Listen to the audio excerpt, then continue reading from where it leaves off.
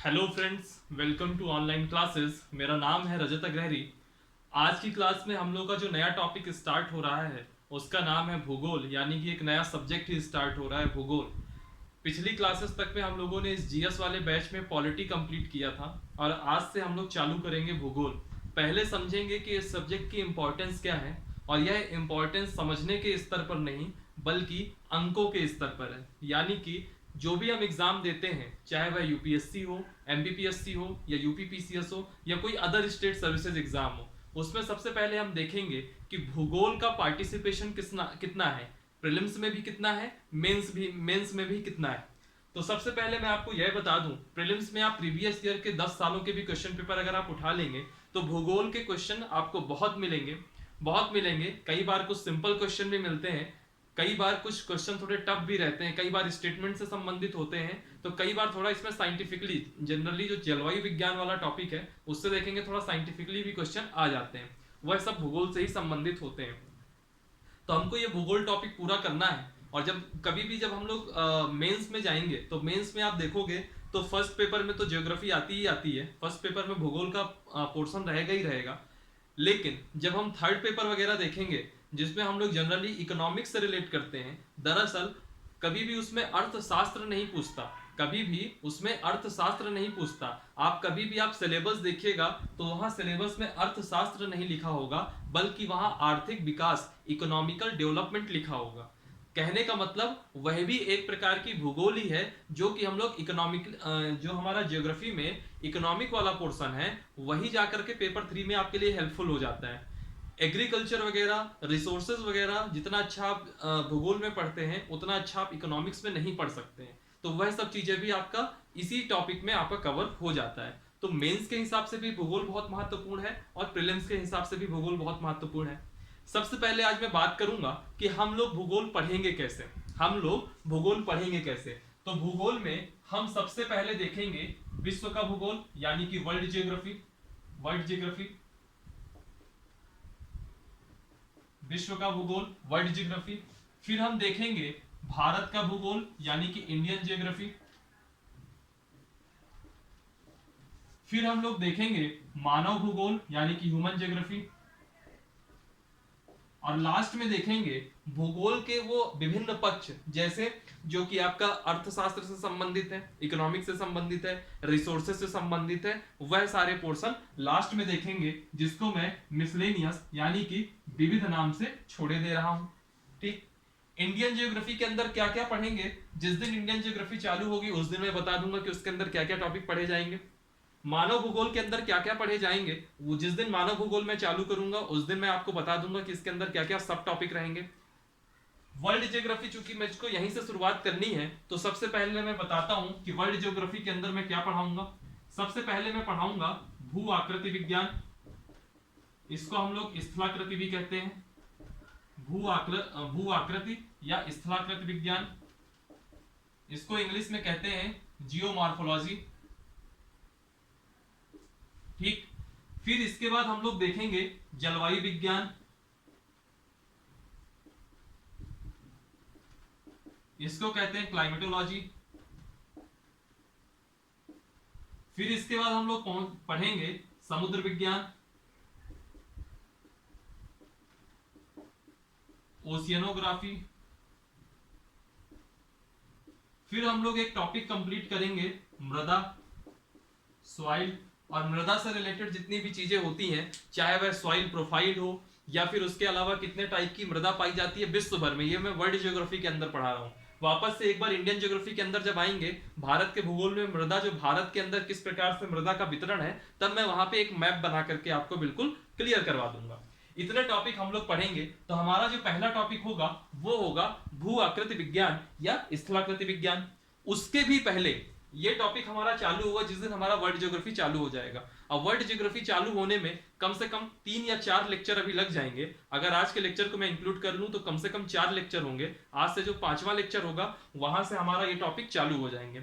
उसके पहले हम क्या पढ़ाएंगे, उसके पहले हम लोग डिस्कस करेंगे ब्रह्मांड के ऊपर, ब्रह्मांड यानी कि यूनिवर्स के ऊपर। अगर मैं एक हायरार्की की बात करूं, हम कहां हैं, हम इस समय पृथ्वी में हैं, तो अगर मैं एक हायरार्की की बात करूं तो सबसे ऊपर ब्रह्मांड आएगा। ब्रह्मांड के अंदर कई सारी अरबों खरबों की संख्या में आकाश गंगा होगी, तो फिर उसके बाद हम आकाश गंगा पढ़ेंगे। आकाश गंगा में कई सारे तारे होंगे, तो तारे के बारे में पढ़ेंगे। तारे के कई सारे ग्रह होंगे, तो ग्रहों के बारे में पढ़ेंगे।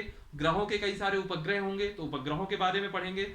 धूमकेतु के बारे में पढ़ेंगे, उल्का पिंड के बारे में पढ़ेंगे। ये सब छोटी छोटी चीजें देखेंगे। उसके बाद फिर हम लोग अक्षांश रेखाएं, देशांतर रेखाएं देखेंगे। ठीक, उसके अकॉर्डिंग हम लोग समय को देखेंगे कि टाइम कैसे देखा जाता है। स्टैंडर्ड टाइम किसे कहते हैं, इंटरनेशनल या ग्रीनविच मीन टाइम किसे कहते हैं, जिसको हम लोग शॉर्ट फॉर्म में जीएमटी कहते हैं। यह सब चीजें हम लोग जब पढ़ लेंगे, समझ लेंगे, उसके बाद हम लोग यह देखेंगे कि जो पृथ्वी है उसका विकास क्रम कैसे हुआ। कई सारे एरा हैं, उन सारे एरा की चर्चा करेंगे वहां पे। और उसके बाद फिर हमारा टॉपिक चालू होगा भू आकृति या स्थलाकृति विज्ञान। ठीक, चलिए, मैंने आपको ये बहुत बेसिक चीज बता दी कि हमारा शेड्यूल आगे कैसे रहेगा। ठीक है, और इसकी क्लास डेली आपको 12 बजे दोपहर में अपलोड हो जाएगी। चलिए आते हैं, बात करते हैं टॉपिक की। हमारे सब्जेक्ट का नाम सबसे पहले देखिए क्या है। सब्जेक्ट का नाम है आपका जीईओ और फिर है आपका ग्राफी, जियोग्राफी। ठीक, इसमें ये अगर मैं इसको दो शब्दों में अगर बीच से तोड़ दूं तो एक टर्म हो जाएगा आपका जीईओ और दूसरा टर्म हो जाएगा GRAPHY। दोनों का क्या मतलब होता है? जो ये जीईओ है, जियो वर्ड है, इसका मतलब क्या होता है? पृथ्वी तंत्र यानी कि अर्थ सिस्टम। और ग्राफी का अर्थ होता है अध्ययन करना। ग्राफी का अर्थ होता है अध्ययन करना। तो ये पूरे जियोग्राफी या भूगोल का मतलब क्या हुआ? तो इसका मतलब हुआ शॉर्ट फॉर्म में पृथ्वी तंत्र का अध्ययन करना। इसका मतलब क्या हुआ कि पृथ्वी तंत्र का अध्ययन करना। ठीक, और एक चीज याद रखिएगा, भूगोल एक प्रकार से पृथ्वी तंत्र का अध्ययन है। भूगोल एक प्रकार से पृथ्वी तंत्र का अध्ययन है जिसमें भौतिक और जैविक तत्वों के अंतर संबंधों का अध्ययन किया जाता है। इसमें भौतिक तथा जैविक तत्वों के अंतर संबंधों का अध्ययन किया जाता है। ये एक बेसिक डेफिनेशन है, इसको आपको याद रहे कोई बड़ी बात नहीं है, लेकिन आपको चीजों का मतलब समझ में आना चाहिए।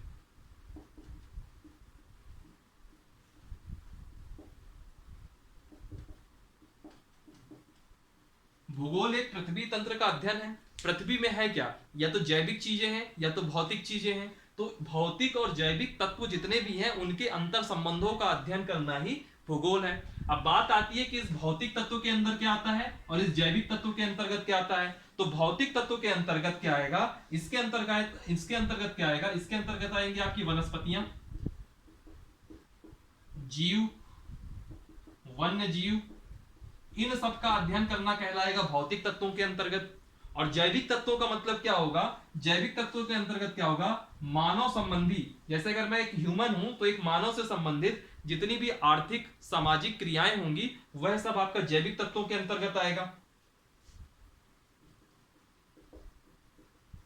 मानव संबंधी आर्थिक, राजनीतिक,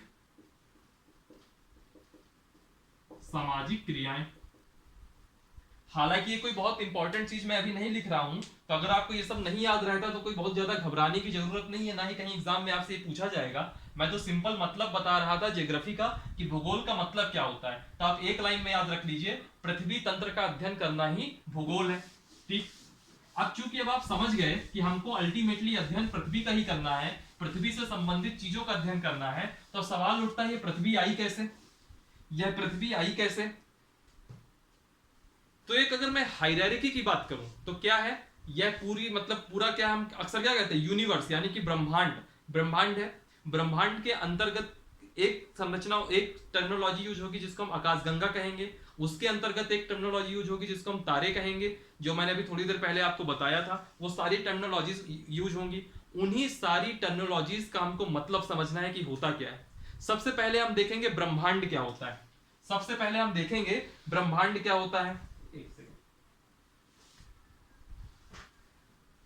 सबसे पहले हम लोग देखेंगे ब्रह्मांड क्या होता है। तो ब्रह्मांड का मतलब क्या होता है कि ब्रह्मांड से रिलेटेड मुद्दे क्या क्या आते हैं? तो सबसे पहला मुद्दा आएगा कि ब्रह्मांड की उत्पत्ति, ब्रह्मांड की उत्पत्ति का सिद्धांत क्या क्या है। और एक दूसरा मुद्दा आएगा ब्रह्मांड के केंद्र में क्या है। तो सबसे पहले हम ब्रह्मांड के केंद्र के मुद्दे की बात करते हैं, क्योंकि वो उसमें केवल तीन बड़े बड़े लोग थे, तीन बड़े बड़े खगोल शास्त्री थे जिन्होंने अपना अपना पॉइंट दिया और उनके पॉइंट्स को हमको देखना है, वो वन लाइनर रहेगा। तो पहले हम ब्रह्मांड के केंद्र को समझ लेते हैं। और ब्रह्मांड का मतलब क्या है? ये जो अनंत आकाश जो आप अपने आंखों से देखते हैं, अनंत आकाश, आकाश जिसका हमको कोई सीमा दिखती ही नहीं है, आंखों से तो नहीं दिखती है, दूरबीन वगैरह जो टेलीस्कोप वगैरह आते हैं उससे भी नहीं दिखती है, ठीक है। तो ये जो अनंत आकाश है यही आपका ब्रह्मांड है। और इस ब्रह्मांड को हमको क्या देखना है कि इस ब्रह्मांड का केंद्र बिंदु क्या है। तो सबसे पहला टॉपिक आज देखिए, ब्रह्मांड का केंद्र बिंदु। और अगर कोई पूछे कि ब्रह्मांड का मतलब क्या है, तो जो हम अनंत आकाश देखते हैं वही ब्रह्मांड है, ठीक। ब्रह्मांड का केंद्र बिंदु, ब्रह्मांड के केंद्र बिंदु में सबसे पहले एक खगोल शास्त्री थे जिनका नाम था टॉलमी। आप लोगों ने अक्सर नाम सुना होगा उनका, टॉलमी, ठीक। इन्होंने एक थ्योरी दी थी, इन्होंने एक कॉन्सेप्ट दिया था, उस थ्योरी का नाम है जियोसेंट्रिक थ्योरी। इन्होंने एक थ्योरी दी थी जिसका नाम है जियोसेंट्रिक थ्योरी। और इनका मानना था कि जो पृथ्वी है वही ब्रह्मांड के केंद्र में है, यानी कि ब्रह्मांड का केंद्र क्या है, तो ब्रह्मांड का केंद्र पृथ्वी है। और यह इन्होंने जियोसेंट्रिक थ्योरी में कहा था। और किन्होंने कहा था? टॉलमी ने कहा था। तो अक्सर एमपीपीएससी वगैरह या यूपीपीसीएस वगैरह एग्जाम में पूछ लेता है कि पृथ्वी ब्रह्मांड का केंद्र है, यह किस थ्योरी ने कहा, तो यह जियोसेंट्रिक थ्योरी ने कहा। और कई बार पूछ लेता है जियोसेंट्रिक थ्योरी किसने दिया, तो यह थ्योरी किसने दिया? टॉलमी ने दिया। फिर इसके बाद एक और महत्वपूर्ण नाम आता है जिसका आपने 100% नाम सुना होगा, कोपरनिकस। कोपरनिकस ने हेलियोसेंट्रिक थ्योरी दी थी।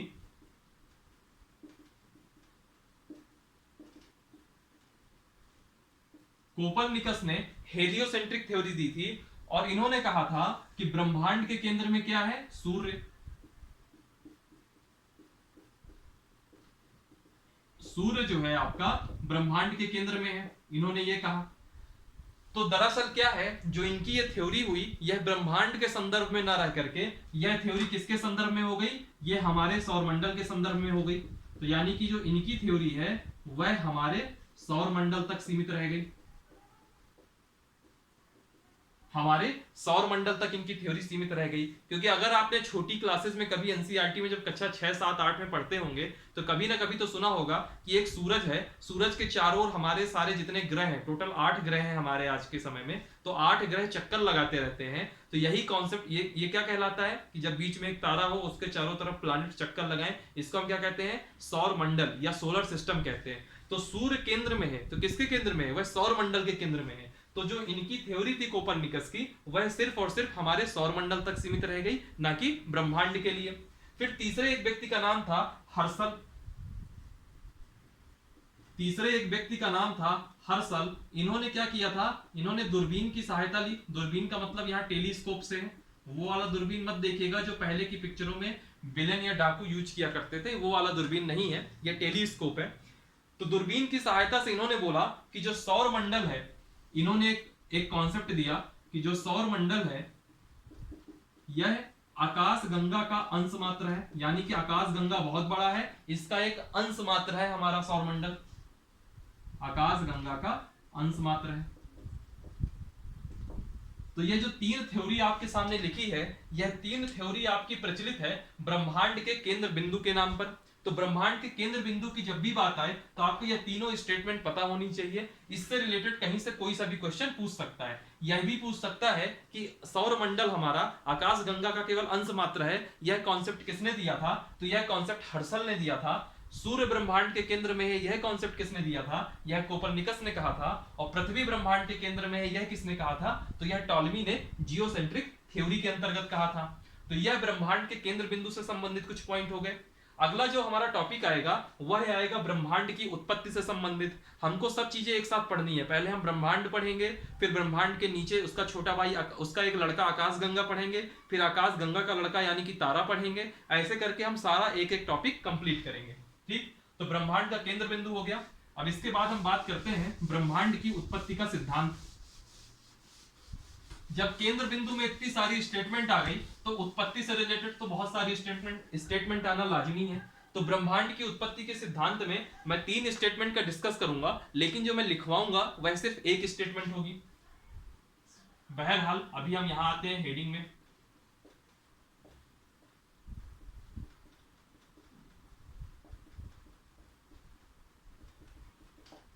ब्रह्मांड की उत्पत्ति का सिद्धांत, इससे रिलेटेड 3 सिद्धांत आए। पहले सिद्धांत का नाम था steady state theory. Steady state theory, मैं नाम भी लिख देता हूं, स्टेडी स्टेट थ्योरी। और जो दूसरा नाम था उसका नाम था दोलन सिद्धांत।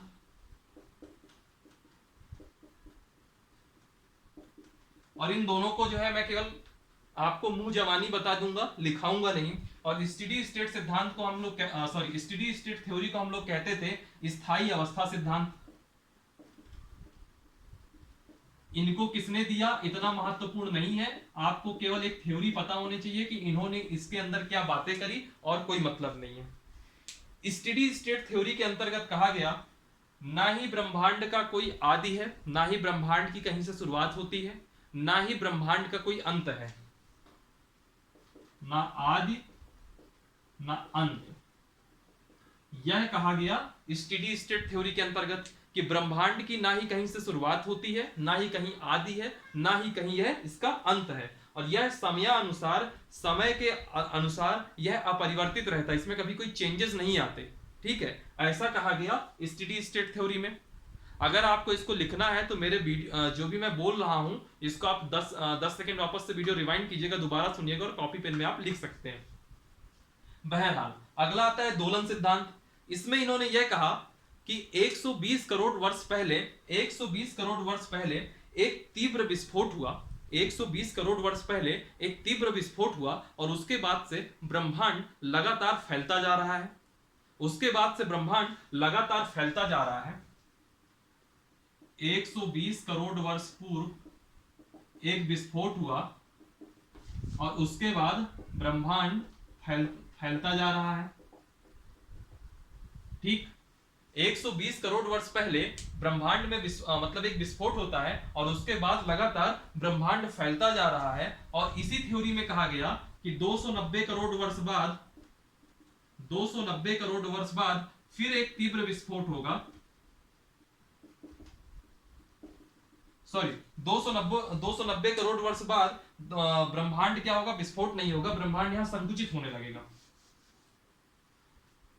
290 करोड़ वर्ष बाद ब्रह्मांड संकुचित होने लगेगा।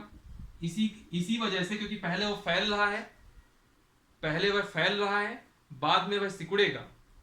ठीक, इसी वजह से इसको दोलन सिद्धांत कहा गया। तो इनके हिसाब से 120 करोड़ वर्ष पहले विस्फोट हुआ, तब से ब्रह्मांड फैल रहा है। 290 करोड़ वर्ष के बाद ब्रह्मांड संकुचित होने लगेगा। ठीक है, और संकुचित होने लगेगा और संकुचित होते होते कंप्रेस्ड होकर के, यानी कि संपीड़ित होकर के बाद में एक सिंगल इतना पॉइंट बचेगा। और जब पॉइंट बच जाएगा, मतलब एक सिंगल पॉइंट बिंदु के आकार में हो जाएगा, तो वापस यहां पे विस्फोट होगा और विस्फोट होने के बाद वापस से ब्रह्मांड फैलने लगेगा और हमेशा ये प्रक्रिया चलती रहेगी। यानी कि पहले एक पॉइंट रहेगा, पॉइंट में विस्फोट होगा, वापस से ब्रह्मांड फैलने लगेगा और फिर एक टाइम में ब्रह्मांड फैलने के बाद जहां उसकी लिमिट खत्म हो जाएगी, उसके बाद से ब्रह्मांड सिकुड़ने लगेगा, फिर एक पॉइंट के बराबर हो जाएगा और जैसे पॉइंट के बराबर होगा वापस से एक बार तीव्र विस्फोट होगा और वापस से वह ब्रह्मांड फैलने लगेगा। तो यह कॉन्सेप्ट दिया गया दोलन सिद्धांत में। तो ना ही इसकी ज्यादा वैल्यू है, ना ही इसकी ज्यादा वैल्यू है, दोनों की कोई मान्यता कोई खास है नहीं। जो मान्य सिद्धांत है हम उसमें आते हैं और उस सिद्धांत का आप लोगों ने नाम सुना होगा, उसको कहते हैं महाविस्फोटक सिद्धांत या महाविस्फोटक सिद्धांत। इसको इंग्लिश में कहते हैं बिग बैंग थ्योरी।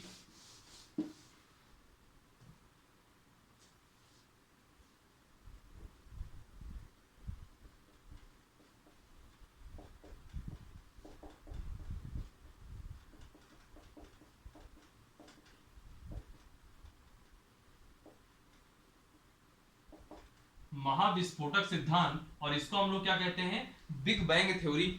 याद रखिएगा जो ये महाविस्फोटक सिद्धांत है, एक सेकंड, थोड़ा वीडियो शायद ब्लर आ रहा है।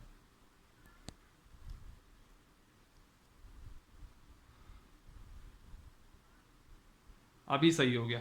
जो महाविस्फोटक सिद्धांत है, बिग बैंग थ्योरी है, इसको दिया किसने था? यह सबसे पहले ये देखिए, यह सबसे मान्य सिद्धांत है, इसको मान्यता प्राप्त है, इस सिद्धांत को सबसे मान्य सिद्धांत है। और सबसे बड़ी बात, इसको दिया किसने था? इसको जॉर्ज लीमैत्रे ने दिया था। इनका जो नाम है, चूंकि इंग्लिश नाम होता है, इसको जब हम लोग हिंदी में लिखते हैं तो कई सारे इसमें बातें आती हैं। कुछ लोग इसको लिमांटर भी कहते हैं, आप अपने हिसाब से देख सकते हैं, बाकी मैं इसको जॉर्ज लीमैत्रे लिख रहा हूं। तो सबसे मान्य सिद्धांत है बिग बैंग थ्योरी, और इसको जॉर्ज लीमैत्रे ने दिया था। इनका मानना था, पहले इसकी थ्योरी को सुनिएगा, फिर मैं लिखवा दूंगा। इनका मानना था कि ब्रह्मांड में पहले से कुछ एक सूक्ष्म पदार्थ थे, उन सूक्ष्म पदार्थों को नाम दिया गया गॉड पार्टिकल या हिग्स बोसान। एक नाम दिया गया गॉड पार्टिकल या हिग्स बोसान, और कहा गया कि जो ब्रह्मांड में कई सारे हिग्स बोसान या जो सूक्ष्म कण या गॉड पार्टिकल थे, तो इन कणों में एक मोशन चालू हो गया, एक गति प्रारंभ हो गई। और जैसे जैसे इनके में गति प्रारंभ होती है, जैसे जैसे इनमें अंदर गति प्रारंभ हुई, तो धीरे धीरे क्या हुआ कि ये एक जगह इकट्ठा होने लगे, एक जगह इकट्ठा। जैसे मान लीजिए ब्रह्मांड में ऐसे ऐसे कई सारे कण हैं, और ये क्या हुआ, धीरे धीरे जब इनके अंदर मोशन होगा, कोई इधर ट्रेवलिंग करेगा, कोई इधर ट्रेवलिंग करेगा, कोई इधर करेगा, कोई कहीं करेगा, ये इधर कर रहा है, तो कुछ ना कुछ पार्टिकल एक जगह इकट्ठा होने लगेंगे।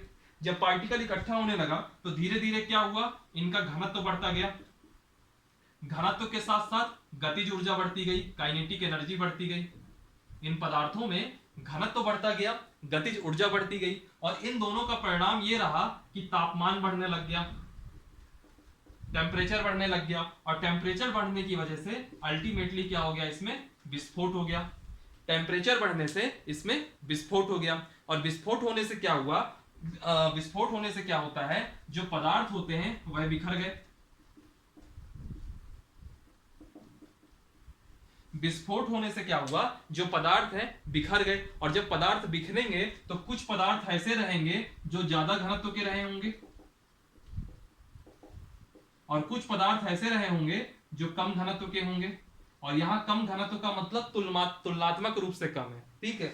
मान लीजिए एक व्यक्ति है, उसकी हाइट 5 फीट है, दूसरा व्यक्ति है उसकी हाइट 5.5 व्यक्ति है। तो वो 5 फीट वाला व्यक्ति छोटा है, 5.5 फुट वाला व्यक्ति लंबा है, लेकिन वो 5.5 फुट वाला व्यक्ति किससे लंबा है, उस 5 फुट वाले से ना।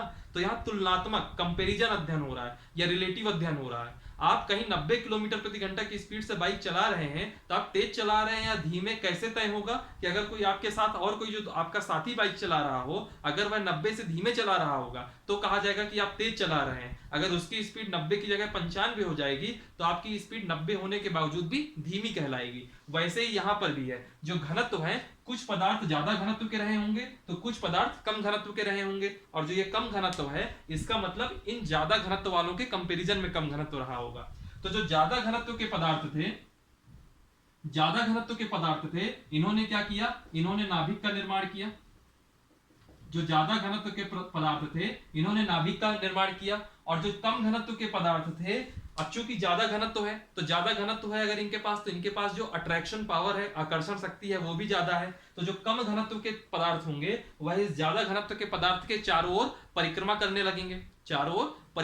लगेंगे। तो यही कॉन्सेप्ट दिया था बिग बैंग थ्योरी ने।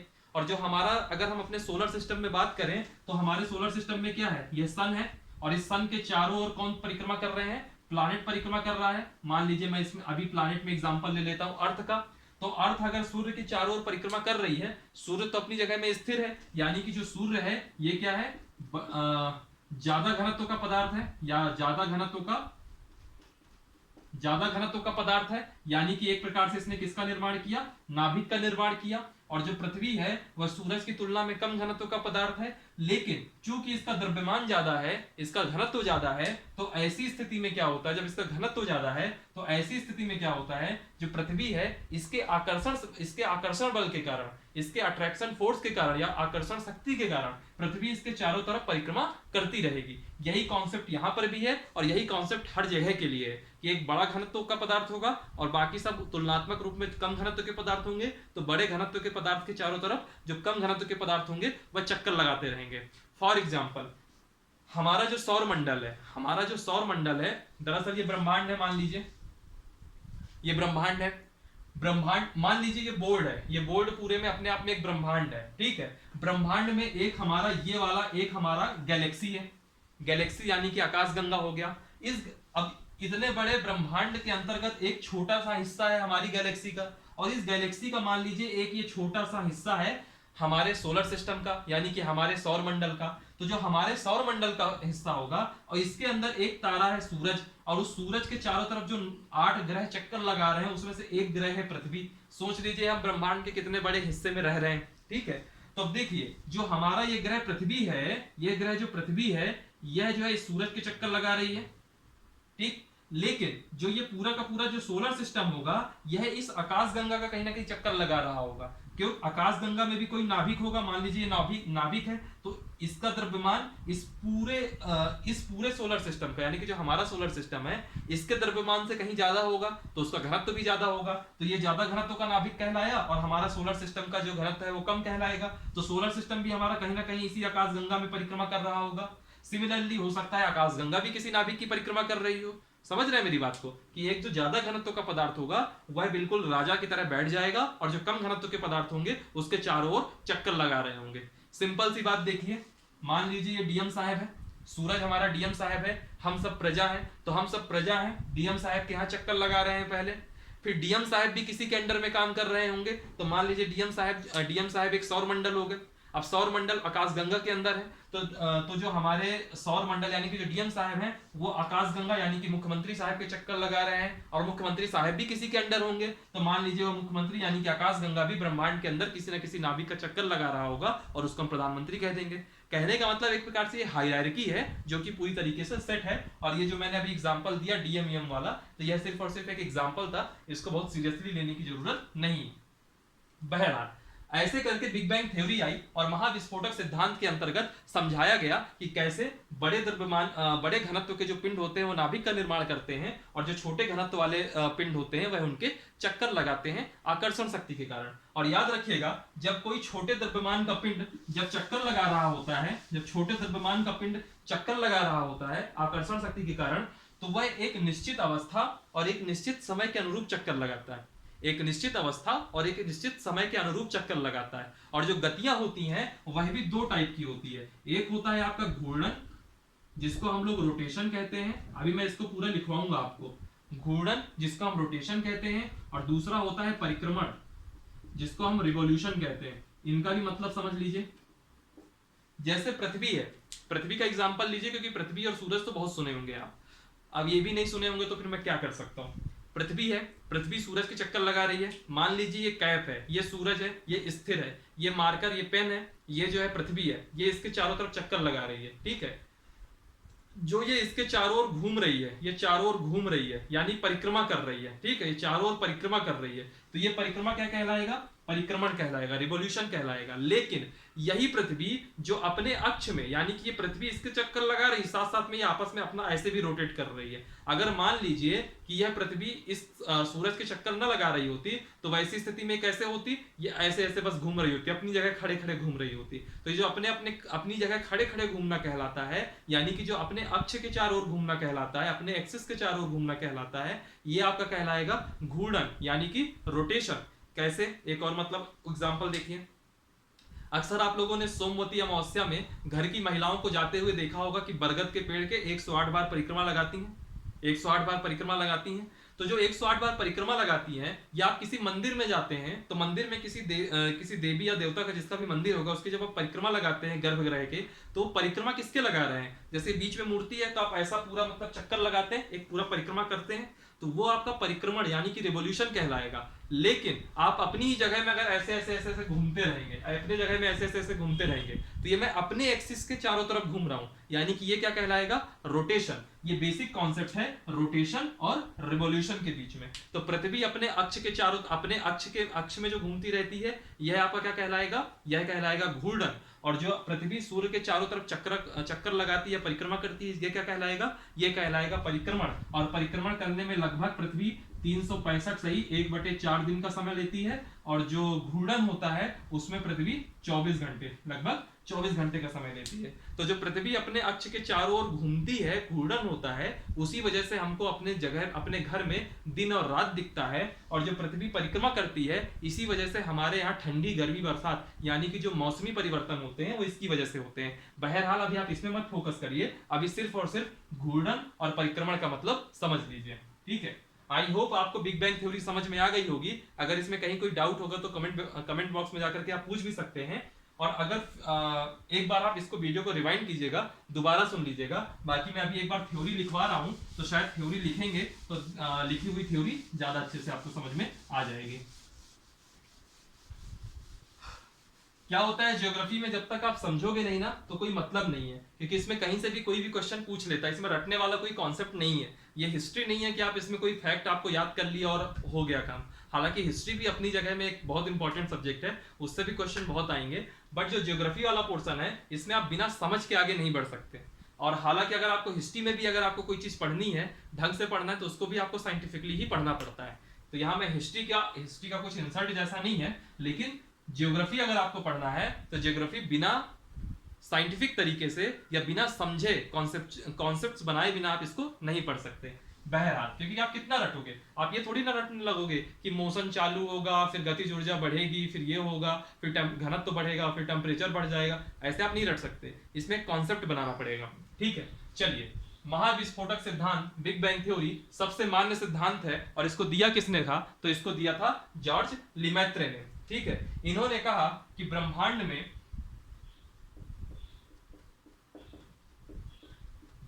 में पहले से कुछ सूक्ष्म पदार्थ विद्यमान थे,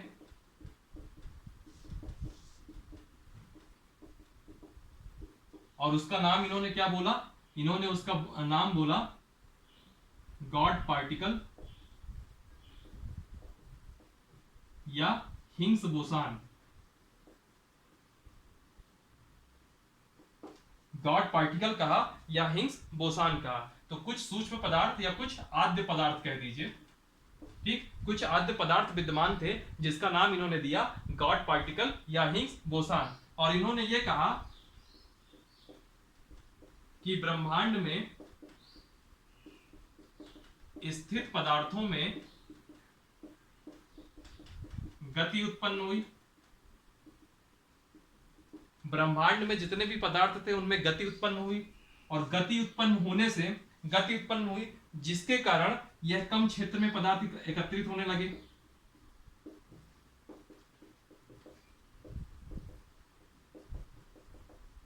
इसके कारण कम क्षेत्र में पदार्थ एकत्रित होने लगे। यह सब मैं पूरा कॉन्सेप्ट भी आपको मैंने पूरा पढ़ाया था, उसको सिर्फ एक थ्योरी का नाम दिए दे रहा हूं, ठीक है। ब्रह्मांड में पदार्थ थे, उनमें मोशन चालू हुआ, सब एक जगह पास पास आने लगे, इकट्ठा होने लगे। और जब इकट्ठा होने लगेंगे, इसके बाद अब मैं एरो बना बना के लिख रहा हूं ताकि पूरा लिखने ना पड़े। इसके बाद क्या होगा, उन पदार्थों में घनत्व तो बढ़ने लगेगा।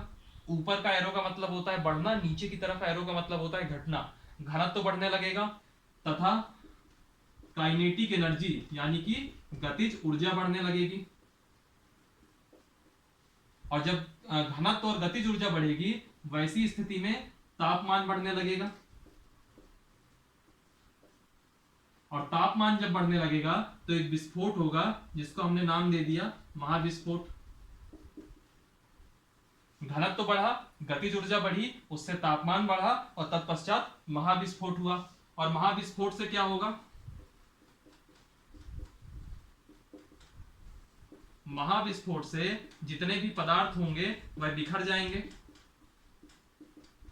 तो महाविस्फोट से पदार्थ बिखर गए, महाविस्फोट से पदार्थ बिखर गए, तथा अधिक घनत्व के पदार्थों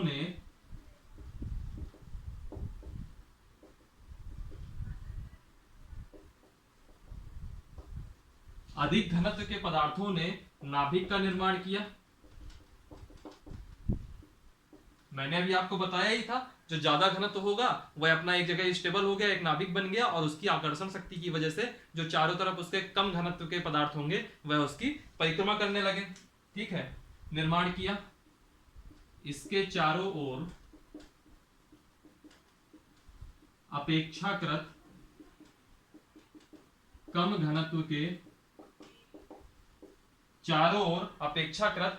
घनत्व के पदार्थों के एकत्रित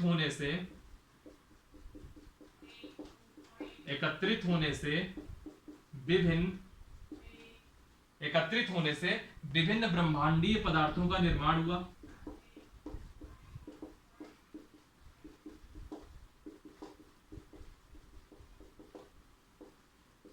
ठीक है, और याद रखिएगा जो पृथ्वी की उत्पत्ति है वह भी इसी प्रक्रिया से हुई होगी। तो यह भी लिख देता हूं कि पृथ्वी की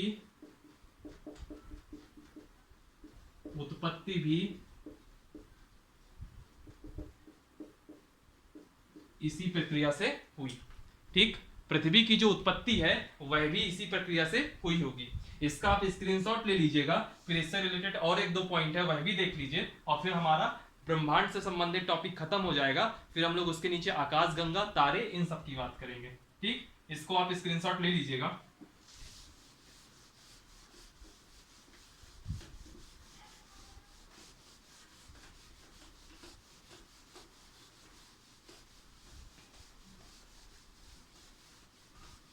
चलिए, अब होता क्या है, सभी पिंडों में आकर्षण शक्ति होती है। जो पिंड ज्यादा बड़ा होगा उसकी ज्यादा आकर्षण शक्ति होगी, जो पिंड उससे छोटा होगा उसकी कम आकर्षण शक्ति होगी।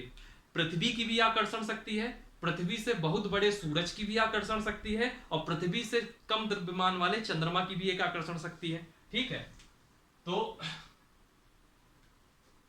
देखिए, सभी पिंडों में आकर्षण शक्ति के कारण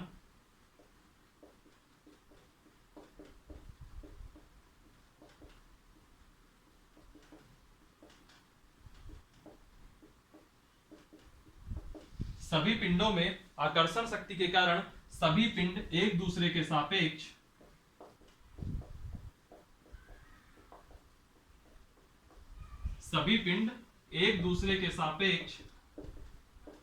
जो मैंने अभी थोड़ी देर पहले आपको बताया था, सापेक्ष एक निश्चित अवस्था और एक निश्चित समय के अनुरूप, एक निश्चित अवस्था तथा एक निश्चित समय के अनुरूप,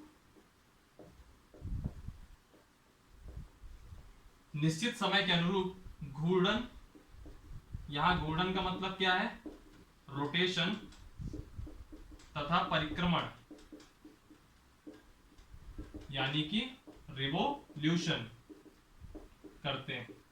अभी मैंने थोड़ी देर पहले बहुत अच्छा एग्जांपल देख करके आपको घूर्णन और परिक्रमण का अर्थ बताया था। घूर्णन का मतलब क्या होता है, अक्ष के सहारे गति करना। घूर्णन का मतलब होता है अक्ष के सहारे गति करना, और इसका जो प्रमुख कारण होता है, घूर्णन का प्रमुख कारण क्या है, गतिज ऊर्जा, काइनेटिक एनर्जी। अभी थोड़ी देर पहले जब मैंने परिक्रमण और घूर्णन का मतलब समझाया था तो बहुत डिटेल में गया था मैं। और परिक्रमण का मतलब क्या होता है, किसी के चारों ओर, यानी कि अधिक द्रव्यमान कहूं या फिर अधिक घनत्व कहूं। क्यों? क्योंकि जब आप घनत्व की यूनिट पढ़ेंगे तो कितनी होती है घनत्व की यूनिट, उसकी यूनिट होती है जो डेंसिटी होता है। डेंसिटी बराबर क्या होता है, mass upon area, kilogram per metre cube, sorry mass upon volume, kilogram per metre cube. तो कहने का मतलब क्या है कि जो डेंसिटी है वह मास के प्रोपोर्शनल होती है, समानुपाती होती है। तो जितना मास बढ़ेगा, द्रव्यमान बढ़ेगा, उतना ही घनत्व बढ़ेगा। तो अधिक द्रव्यमान का पिंड के चारों ओर कम द्रव्यमान के पिंड परिक्रमा करते हैं।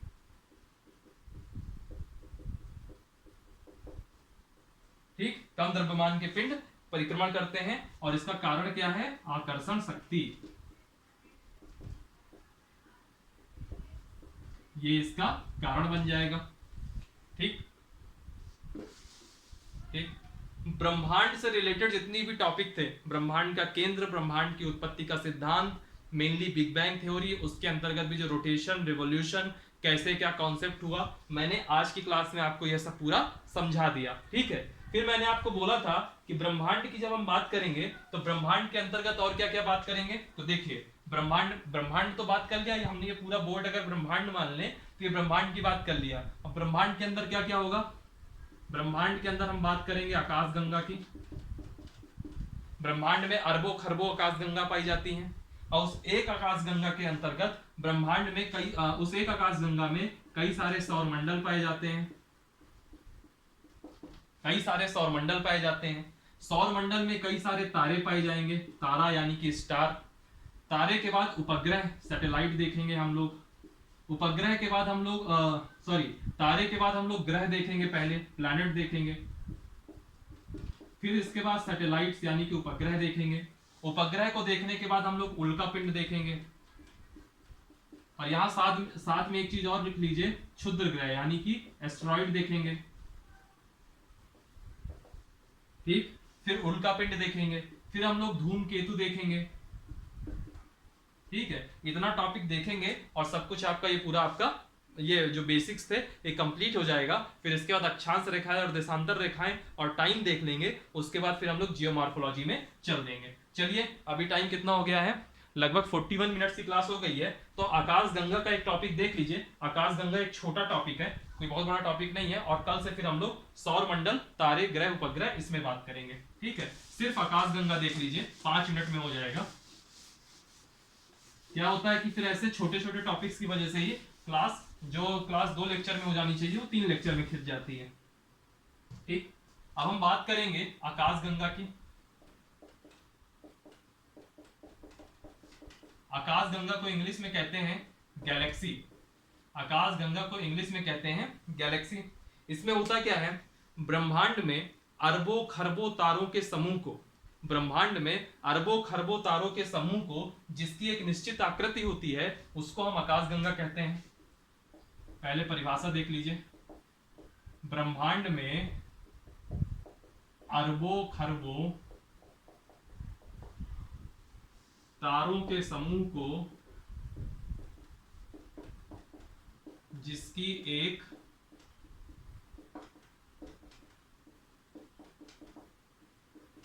निश्चित आकृति होती है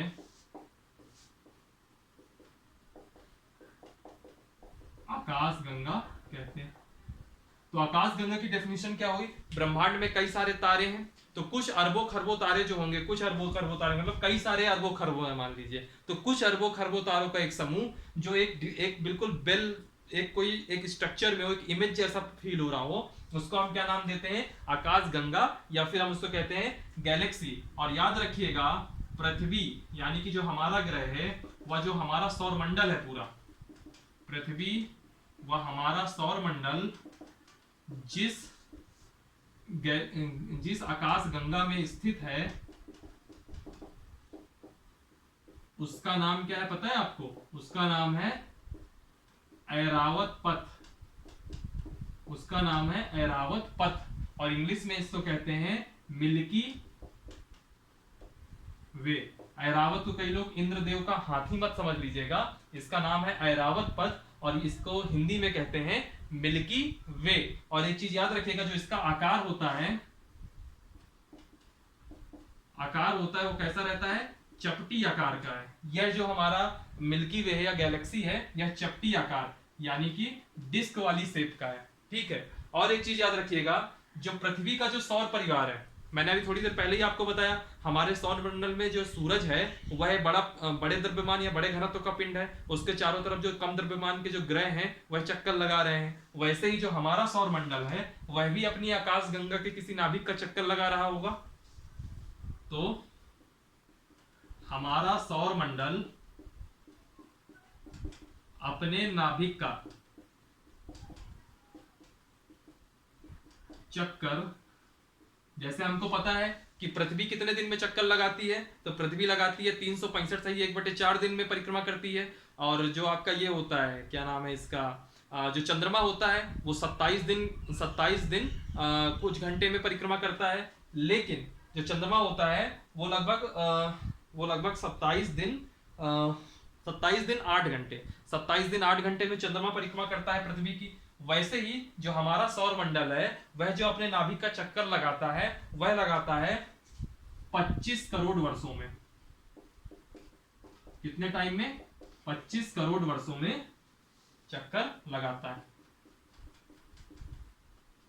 समझ रहे हैं? हमारा जो सौर मंडल है वह अपने नाभिक का चक्कर 25 करोड़ वर्षों में लगाता है। और जो ये 25 करोड़ वर्ष हैं इसको हम लोग कहते हैं कॉस्मिक ईयर, हिंदी में कहते हैं कॉस्मिक वर्ष।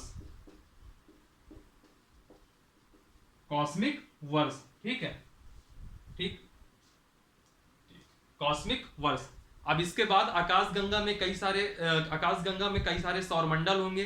तो कल की क्लास में सबसे पहले हम लोग सौरमंडल समझेंगे, फिर उसमें सौरमंडल में तारे होंगे, तो कल की ही क्लास में हम लोग तारे देखेंगे। फिर उसके बाद ग्रह देखेंगे। तारे का मतलब हम सिर्फ सूरज की बात करेंगे, सूर्य की बात करेंगे। फिर हम लोग ग्रह देखेंगे, ग्रह के बाद उपग्रह देखेंगे, क्षुद्र ग्रह देखेंगे, और उसके बाद फिर हम लोग उल्का पिंड देखेंगे, और फिर उसके बाद धूमकेतु देखेंगे। और उसी में कुछ ग्रहों से रिलेटेड कुछ फैक्ट होगा तो कल ही की क्लास में मैं करवा दूंगा, या फिर उन फैक्ट्स की एक फोटो जो है मैं आपके टेलीग्राम ग्रुप में डाल दूंगा। और उसके बाद फिर हमारा ये वाला टॉपिक कंप्लीट हो जाएगा कल ही की क्लास में। और हम लोग का परसों की क्लास से चालू हो जाएगा अक्षांश रेखाएं और देशांतर रेखाएं, या तो फिर परसों की ही क्लास में या फिर नर्सों की क्लास में 2 क्लास वो टॉपिक चल सकता है। और उसके बाद फिर हम लोग आ जाएंगे जियोमॉर्फोलॉजी में।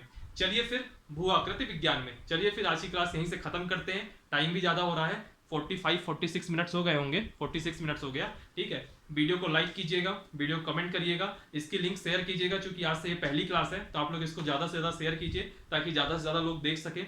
और मेरे चैनल की जब आप प्लेलिस्ट में जाएंगे तो एक प्लेलिस्ट बनी होगी पॉलिटी की, तो उसमें जाकर के आप पॉलिटी के सारे शुरू से लेकर के अंत तक पूरे टॉपिक देख सकते हैं। उसके बाद एक प्लेलिस्ट बनी होगी आपकी एमपीपीएससी के स्पेशल आयोगों को लेकर के, जिसमें संवैधानिक और सांविधिक संस्थाओं की बात की गई है। उसकी भी आज ही के दिन लास्ट क्लास है। आज शाम को 6 बजे जो उसका वीडियो आएगा वो बिल्कुल लास्ट क्लास होगा, तो उसको भी आप देख लीजिएगा। वो भी एक प्लेलिस्ट में है, सारे आयोगों की चर्चा है उसमें। और फिर एक प्लेलिस्ट बनी होगी रीजनिंग की, जो कि आपके जो सेकंड पेपर होता है, जैसा यूपीएससी में सीसैट होता है, और भी जो सेकंड पेपर होते हैं पीसीएस वगैरह में, उसके लिए वो काफ़ी हेल्पफुल रहेगा। और एक प्लेलिस्ट बनी है स्टैटिक जीके की, जो कि आपके जो स्टैटिक जीके होते हैं उनको आपको कहीं किताब से देखने की जरूरत नहीं है, आप वो वीडियो में देख सकते हैं। तो एक शॉर्ट ट्रिक भी रहती है, और आपको कम कंटेंट जो क्वालिटी वाला होता है वो वीडियो में मिल जाता है बहुत कम समय में, 5, 10, 15 मिनट में, ठीक है। हो गया, फिर आज के लिए इतना ही रखते हैं। Thank you for watching, thank you so much. Description box में टेलीग्राम की लिंक दी हुई होगी, उसको जरूर ज्वाइन कीजिएगा। हंसते रहिए और पढ़ते रहिए। Thank you.